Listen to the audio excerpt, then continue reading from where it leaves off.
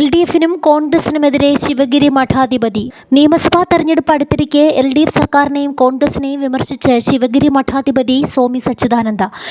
LDFിൽ ഇപ്രാവശ്യത്തെ സർക്കാരിൽ ഒരു സമുദായത്തിൽപ്പെട്ട 10 മന്ത്രിമാരാണുള്ളത്. പിന്നാക്ക സമുദായങ്ങൾക്ക് മതിയായ പ്രാതിനിധ്യം ലഭിച്ചുവെന്ന് പറയാൻ കഴിയില്ലെന്നും അദ്ദേഹം പറഞ്ഞു.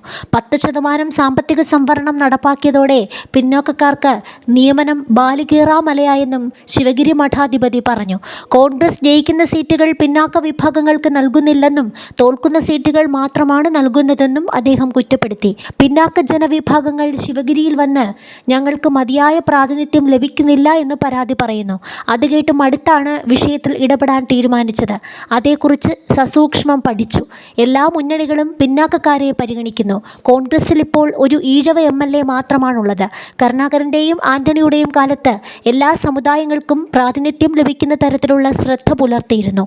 പക്ഷേ അടുത്ത കാലത്ത് ജയിക്കുന്ന മണ്ഡലം പിന്നാക്കക്കാർക്ക് ലഭിക്കുന്നില്ല. തോൽക്കുന്ന മണ്ഡലത്തിൽ പരിഗണിക്കുന്നു. ഈ സ്ഥിതി മാറണം.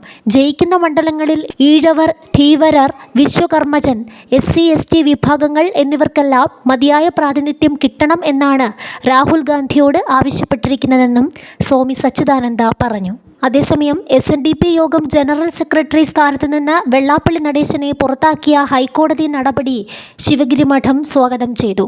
വിധി ശ്രീനാരായണീയ ഭക്തർക്കുള്ള ആശ്വാസ പ്രഖ്യാപനമാണ്. അടുത്ത കാലത്തായി ശ്രീനാരായണ ഗുരു നേടിയെടുത്ത പല കാര്യങ്ങളിൽ നിന്നും പിന്നാക്കം പോവുകയാണ്. ഗുരുവിൻ്റെ സന്ദേശങ്ങൾ കാലോചിതമായി പരിഷ്കരിക്കണമെന്ന നിർദ്ദേശം വന്ന ദുരവസ്ഥ പോലും ഉണ്ടായി. ഇപ്പോഴും ഉണ്ടാകുന്ന മാറ്റം നല്ലതാണ്. നല്ല രീതിയിലുള്ള ഭരണം ഉണ്ടാകണമെന്നും ശിവഗിരി മഠം പ്രസിഡന്റ് സ്വാമി സച്ചിദാനന്ദ പറഞ്ഞു.